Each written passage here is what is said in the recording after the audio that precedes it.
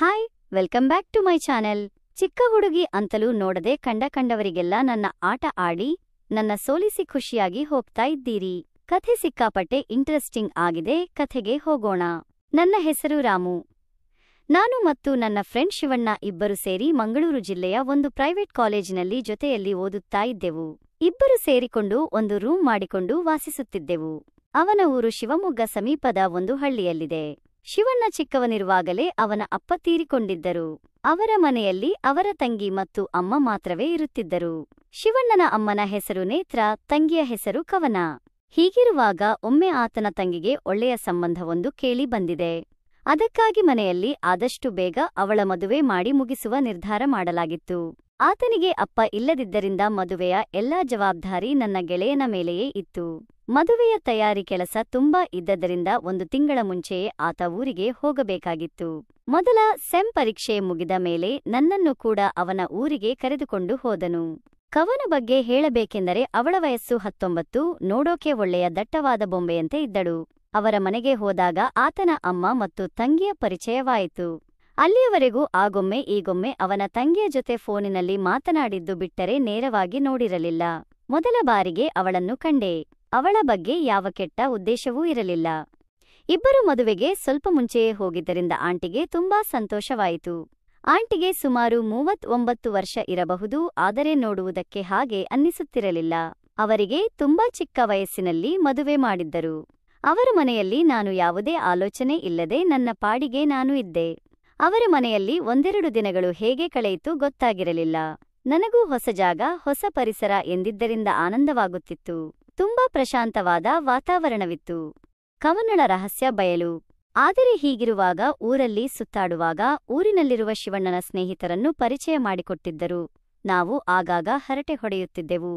ಆದರೆ ಒಂದು ದಿನ ಅವರು ನಶೆಯಲ್ಲಿ ಆಡಿಕೊಳ್ಳುವ ಮಾತನ್ನು ಕೇಳಿ ಒಮ್ಮೆಲೇ ನನಗೆ ಶಾಕ್ ಆಯಿತು. ಶಿವಣ್ಣನ ತಂಗಿಗೆ ಯಾಕೆ ಅಷ್ಟು ಬೇಗ ಮದುವೆ ಮಾಡುತ್ತಿದ್ದಾರೆ ಎನ್ನುವ ವಿಚಾರ ಆಗ ನನಗೆ ಅರ್ಥವಾಯಿತು. ಕವನ ಆ ವಿಷಯದಲ್ಲಿ ಸ್ವಲ್ಪ ಬೇರೆ ತರಹದ ಹುಡುಗಿ ಎನ್ನುವ ವಿಷಯ ಆತನ ಸ್ನೇಹಿತರಿಂದ ನನಗೆ ತಿಳಿಯಿತು. ಅವರಿಗೆ ಗೊತ್ತಿರುವ 2 ಪಕ್ಕದೂರಿನ ಯುವಕರು ಈಗಾಗಲೇ ಎಲ್ಲವನ್ನೂ ಅನುಭವಿಸಿದ್ದರು. ಈ ವಿಷಯ ಕವನಾಳ ತಾಯಿಗೆ ಗೊತ್ತಾಗಿ ಅವರ ಸಂಬಂಧಿಕರಲ್ಲಿ ಒಬ್ಬನನ್ನು ನೋಡಿ ಆದಷ್ಟು ಬೇಗ ಅವಳ ಮದುವೆ ಮಾಡುವ ನಿರ್ಧಾರಕ್ಕೆ ಬಂದಿದ್ದರು. ಈ ವಿಷಯವನ್ನು ಮೊದಲು ನನಗೆ ನಂಬಲೂ ಆಗಲಿಲ್ಲ. ಆದರೂ ಈ ಬಗ್ಗೆ ಜಾಸ್ತಿ ತಿಳಿದುಕೊಳ್ಳಬೇಕು ಎಂದು ಅಂದುಕೊಂಡೆ. ಹಾಗಾಗಿ ಟೈಮ್ ವೇಸ್ಟ್ ಮಾಡದೆ ಈ ಬಗ್ಗೆ ವಿಚಾರ ಮಾಡುತ್ತಿದ್ದೆ. ಕವನಾಳ ಬಗ್ಗೆ ನನಗೆ ಗೊತ್ತಾಗುವವರೆಗೆ ನನಗೆ ಯಾವುದೇ ರೀತಿಯ ಫೀಲ್ ಇರಲಿಲ್ಲ. ಅವಳ ಕುರಿತಾಗಿ ಆ ಮಾತನ್ನು ಕೇಳಿದ ನಂತರ ಒಮ್ಮೆ ವೇವ್ ಸರ್ ಮಾಡಿದಂತೆ ಆಕೆಯನ್ನು ಪ್ರತಿದಿನ ಗಮನಿಸುವುದಕ್ಕೆ ಶುರು ಮಾಡಿದೆ. ಅದೇ ಊರಿನ ಪಕ್ಕದ ಊರಿನಲ್ಲಿ ಶಿವಣ್ಣನ ಚಿಕ್ಕಪ್ಪ ಇದ್ದರು. ಅವರನ್ನು ಮದುವೆಗೆ ಕರೆದು ಹಾಗೆ ಅವರ ಜೊತೆ ಕೆಲವು ಬಂಗಾರ ಆಭರಣಗಳನ್ನು ಖರೀದಿಸುವುದಕ್ಕಾಗಿ ನನ್ನ ಫ್ರೆಂಡ್ ಅವರ ಮನೆಗೆ ಹೋದನು. ನನಗೆ ಮನೆಯಲ್ಲಿ ಇರುವಂತೆ ಹಾಗೂ ಅವನ ತಂಗಿ ಕವನ ನನ್ನ ಅಮ್ಮನಿಗೆ ಸಹಾಯ ಮಾಡುವಂತೆ ಹೇಳಿ ಹೋದನು. ನಾನು ಸರಿ ಅಂದೆ. ಕವನಳೊಡನೆ ಆಟ. ಕವನ ತನ್ನ ಅಮ್ಮನ ಜೊತೆಯಲ್ಲಿ ಇರುವಾಗ ನನ್ನ ಜೊತೆ ಆಗೊಮ್ಮೆ ಈಗೊಮ್ಮೆ ಮಾತನಾಡುತ್ತಿದ್ದಳು. ಅಮ್ಮ ಬೇರೆ ಕೆಲಸದಲ್ಲಿ ಬಿಸಿಯಾದರೆ ಸಾಕು ನನ್ನೊಡನೆ ಜಾಲಿಯಾಗಿ ಮಾತನಾಡುತ್ತಿದ್ದಳು. ಅಲ್ಲದೆ ಮಾತಿನ ನಡುವೆ ಅವಳ ಅಂದವನ್ನು ಅಲ್ಪ ಸ್ವಲ್ಪ ನನ್ನ ಕಣ್ಣಿಗೆ ಬೀಳುವಂತೆ ಮಾಡಿ ನನ್ನನ್ನು ಕೆಣಕುತ್ತಿದ್ದಳು. ಶಿವಣ್ಣ ಹೋಗಿ ಆಗಲೇ 2 ದಿನವಾಗಿತ್ತು. ಮನೆಯಲ್ಲಿ ಶಿವಣ್ಣನ ತಾಯಿ ಕೂಡ ನನ್ನ ಜೊತೆ ತುಂಬಾ ಚೆನ್ನಾಗಿ ಮಾತನಾಡುತ್ತಿದ್ದರು. ಅವರು ಕೂಡ ನೋಡುವುದಕ್ಕೆ ತುಂಬಾ ಸುಂದರವಾಗಿ ಎತ್ತರವಾಗಿದ್ದರು.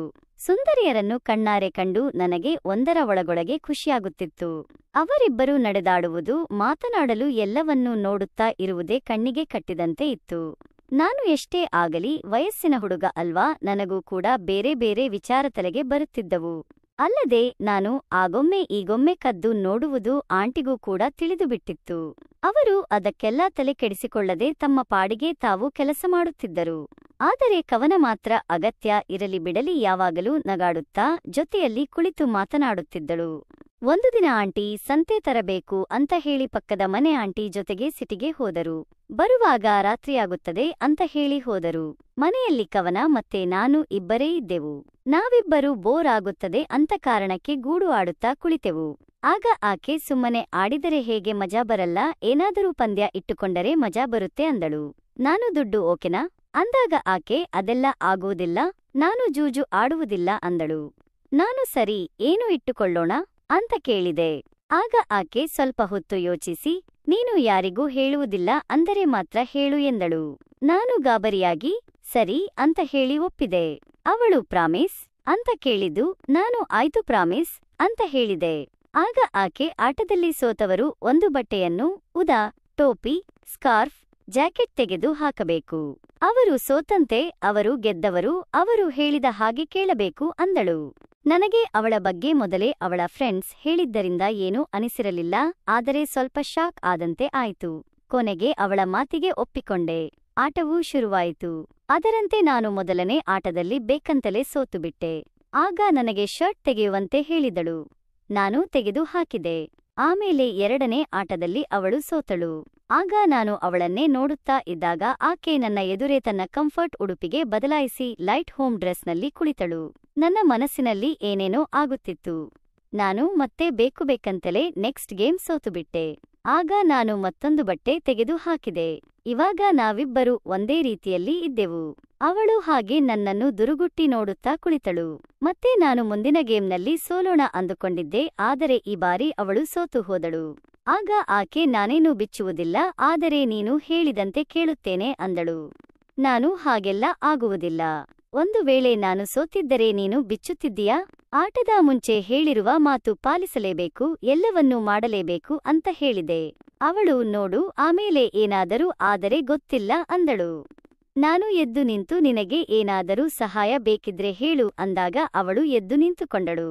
ಅವಳನ್ನು ನೋಡಿ ನನಗೆ ತಡೆಯಲಾಗಲಾರದೆ ಹೊಸ ಆಟ ಶುರು ಮಾಡಿದೆ. ಅವಳು ನೀನು ಇಷ್ಟು ಬೇಗ ನನ್ನ ದಾರಿಗೆ ಬರುತ್ತೀಯಾ ಅಂತ ಅಂದುಕೊಂಡಿರಲಿಲ್ಲ. ಮೊದಲೇ ಗೊತ್ತಿದ್ದರೆ ನೀನು ಬಂದಿದ್ದ ದಿನವೇ ನಿನ್ನನ್ನು ಎಳೆದುಕೊಳ್ಳುತ್ತಿದ್ದೆ ಅಂತ ಹೇಳಿದಳು. ಆಗ ನಾನು ಸರಿ ಇವಾಗ ಬಂದಿದ್ದೀನಿ ಅಲ್ವಾ, ನಿನಗೆ ಹೇಗೆ ಬೇಕೋ ಹಾಗೆ ಎಳೆದುಕೋ ಎಂದಾಗ ಅವಳು ನನ್ನನ್ನು ಎಳೆದುಕೊಂಡಳು. ಇಬ್ಬರು ಸುಮಾರು 30 ನಿಮಿಷದವರೆಗೂ ನಮಗೆ ಇಷ್ಟ ಬಂದ ಹಾಗೆ ಆಟವಾಡುತ್ತಾ ಕಾಲ ಕಳೆದವು. ಅವಳು ನನಗೆ ಒಂದು ಗಟ್ಟಿಯಾಗಿ ಕಾಫಿ ಕೊಟ್ಟಳು. ಮದುವೆಯಾಗುವವರೆಗೂ ನನಗೆ ಇದೇ ರೀತಿ ಖುಷಿಪಡಿಸಬೇಕು ಎಂದಳು. ನಾನು ಸರಿ ಅಂತ ಹೇಳಿದೆ. ತುಂಬಾ ಚೆನ್ನಾಗಿತ್ತು ಇದು, ಯಾರೂ ಕೂಡ ಇದುವರೆಗೂ ಹೀಗೆ ಮಾಡಿರಲಿಲ್ಲ ಅಂದಳು. ಕವನಳ ಭೂತಕಾಲ ಮತ್ತು ಅನಿರೀಕ್ಷಿತ ಅಂತ್ಯ. ಆಗ ನಾನು ಒಂದು ಮಾತು ಕೇಳುತ್ತೇನೆ, ಹೇಳುತ್ತೀಯಾ ಅಂತ ಕೇಳಿದಾಗ ಅವಳು ಇನ್ನು ಏನು ಕೇಳುತ್ತೀಯೋ ಕೇಳು, ಎಲ್ಲವನ್ನೂ ಕೊಟ್ಟಿದ್ದೇನೆ, ಇನ್ನೇನು ಬಾಕಿ ಇದೆ, ಎಲ್ಲವನ್ನೂ ನೋಡಿಬಿಟ್ಟಿದ್ದೀವಿ ಅಲ್ವಾ ಅಂದಳು. ಆಗ ನಾನು ಇದಕ್ಕೂ ಮುಂಚೆ ನಿನ್ನ ಜೀವನದಲ್ಲಿ ಹೀಗೆ ಎಷ್ಟು ಸಾರಿಯಾಗಿದೆ ಅಂತ ಹೇಳುತ್ತೀಯಾ ಅಂದಾಗ ಅವಳು ಮಾತನಾಡಲಿಲ್ಲ, ಒಮ್ಮೆಲೆ ಶಾಂತವಾಗಿ ಬಿಟ್ಟಳು. ಆಗ ನಾನು ಏನಿಲ್ಲ ಹೇಳು, ಇವಾಗ ಏನಿದೆ, ಹೇಗಿದ್ದರೂ ಮದುವೆ ಆಗುತ್ತೆ ತಾನೆ ಅಂದಾಗ ಅವಳು ಅದು ಎನ್ನುತ್ತಿದ್ದಳು. ನಾನು 3-4 ಜನ ಇರಬಹುದಾ ಅಂದಾಗ ಅವಳು ಸುಮ್ಮನಿದ್ದಳು. ಕೊನೆಗೆ ನನ್ನ ಮಾತು ಬದಲಿಸಿ, ಸರಿ ಇದೆಲ್ಲ ಹೇಗೆ ಸ್ಟಾರ್ಟ್ ಆಯ್ತು ಅಂತಾದರೂ ಹೇಳಬಹುದಾ ಅಲ್ವಾ ಎಂದೆ. ಆಗ ಆಕೆ ಮೊದಲು ನಮ್ಮ ಕಾಲೇಜಿನ ಪಿಟಿ ಮಾಸ್ಟರ್ ಯೋಗ ಹೇಳಿಕೊಡುವಾಗ ಅವರಿಗೆ ಇಷ್ಟ ಬಂದ ಹಾಗೆ ನನ್ನನ್ನು ಮುಟ್ಟುತ್ತಿದ್ದರು. ನನಗೂ ಒಂಥರ ಆಗುತ್ತಿತ್ತು, ನಾನು ಸುಮ್ಮನೆ ಇರುತ್ತಿದ್ದೆ. ಅವರಿಗೆ ಇಷ್ಟ ಬಂದ ಹಾಗೆ ನನ್ನ ಜೊತೆ ಆಟ ಆಡುತ್ತಿದ್ದರು. ನನಗೆ ತುಂಬಾ ಖುಷಿಯಾಗುತ್ತಿತ್ತು. ಅವರಿಗೆ ನಾನು ವಿರೋಧ ಮಾಡದೆ ಇದ್ದಿದ್ದನ್ನು ನೋಡಿ ಒಂದು ದಿನ ನನ್ನನ್ನು ಅವರ ರೂಮಿಗೆ ಕರೆಸಿಕೊಂಡು ಶುರು ಮಾಡಿದರು. ಅದು ಮೊದಲನೇ ಬಾರಿಯಾಗಿದ್ದರಿಂದ ಸ್ವಲ್ಪ ನೋವಾಗಿತ್ತು. ಅದಾದ ಕೆಲ ದಿನಗಳಾದ ಮೇಲೆ ಜೊತೆಯಲ್ಲಿದ್ದ ಬೇರೆ ಫ್ರೆಂಡ್ಸ್ ಪರಿಚಯವಾಗಿ ಅವರು ಕೂಡ ತಮ್ಮ ಇಷ್ಟ ಬಂದಂತೆ ನನ್ನ ಜೊತೆ ಆಟವಾಡಿದರು. ಈ ವಿಷಯ ನಮ್ಮ ಹಿಸ್ಟರಿ ಮಾಸ್ಟರ್ಗೆ ತಿಳಿದು ಅವರು ಕೂಡ ಒಮ್ಮೆ ಸ್ಟಾಫ್ ರೂಮಿನಲ್ಲಿ ಆಟವಾಡಿದರು. ಆದರೆ ಅವತ್ತು ನನ್ನ ಬ್ಯಾಡ್ ಲಕ್ ಇತ್ತು. ನಾನು ವಯಸ್ಸಾಗಿದ್ದರಿಂದ ನಾನು ಸುಮ್ಮನಿದ್ದೆ. ಆದರೆ ಅದು ಅಟೆಂಡರ್ ಕಣ್ಣಿಗೆ ಬಿದ್ದು ಪ್ರಿನ್ಸಿಪಾಲಿಗೆ ಹೇಳಿದ್ದ. ಆಗ ಅವರಿಬ್ಬರನ್ನು ಕೆಲಸದಿಂದ ತೆಗೆದು ಹಾಕಿದರು. ಕೊನೆಗೆ ಆ ಅಟೆಂಡರ್ ಕೂಡ ಊರ ಹೊರಗೆ ನನ್ನ ಜೊತೆ ಮಾತನಾಡಬೇಕು ಅಂತ ಕರೆಸಿ ರೂಮಿನಲ್ಲಿ ನಡೆದಿದ್ದು ಎಲ್ಲರಿಗೂ ಹೇಳಿಬಿಡುತ್ತೇನೆ ಅಂತ ಬ್ಲಾಕ್ ಮೇಲ್ ಮಾಡುತ್ತಿದ್ದ. ಆವಾಗ ನಾನು ಅವನಿಗೆ ಆಟ ಆಡೋಕೆ ಕರೆದು ಅವನಿಗೆ ಚಾನ್ಸ್ ಕೊಟ್ಟೆ. ಆದರೆ ಕಾಲೇಜಿನಲ್ಲಿ ನಡೆದ ಘಟನೆ ಬಗ್ಗೆ ಪ್ರಿನ್ಸಿಪಾಲ್ ನನ್ನ ಅಮ್ಮನಿಗೆ ಹೇಳಿಬಿಟ್ಟಿದ್ದರು. ಆ ದಿನದಿಂದ ಅಮ್ಮ ನನ್ನನ್ನು ಮನೆ ಬಿಟ್ಟು ಎಲ್ಲಿಗೂ ಕಳುಹಿಸುತ್ತಿಲ್ಲ. ನಾನು ಇಲ್ಲೇ ಮನೆಯಲ್ಲಿ ಓದಿಕೊಂಡು ಎಕ್ಸಾಮ್ ಬರೆದು ಪಾಸ್ ಮಾಡಿದ್ದೆ. ಸದ್ಯ ಈಗ ಒಳ್ಳೆಯ ಸಂಬಂಧ, ಒಳ್ಳೆಯ ಹುಡುಗ ಅಂತ ಮದುವೆ ಆಗುತ್ತಿದ್ದೇನೆ ಅಂದಳು. ನಾನು ಹಾಗಿದ್ರೆ ಒಟ್ಟಿನಲ್ಲಿ 5 ಜನ ಅಂತ ಅಲ್ವಾ ಎಂದಾಗ ಅವಳು 5 ಅಲ್ಲ 6 ಅಂದಳು. ನಾನು ಗಾಬರಿಯಿಂದ 6 ಅಂದಾಗ ಅವಳು ಲಾಸ್ಟ್ಗೆ ನಮ್ಮ ಪ್ರಿನ್ಸಿಪಾಲ್ ಕೂಡ ಆಟವಾಡಿದ್ದ ಅಂದಳು. ನಾನು ನೀನು ಕಾಲೇಜಿಗೆ ಹೋಗುವುದು ಬಿಟ್ಟರೂ ಅದು ಹೇಗೆ ಆಯ್ತು ಅಂತ ಕೇಳಿದೆ. ಆಗ ಅವಳು ನಮ್ಮ ಮನೆಗೆ ಬಂದು ಕಾಲೇಜಿಗೆ ಕಳುಹಿಸದಿದ್ದರೂ ಪರವಾಗಿಲ್ಲ, ಆದರೆ ಬರೀ ಪರೀಕ್ಷೆಗೆ ಆದರೂ ಕಳುಹಿಸಿ ಅಂತ ಹೇಳಿದರು. ಅದಕ್ಕೆ ಅಮ್ಮ ಒಪ್ಪಿಕೊಂಡು ಕಳುಹಿಸಿದರು.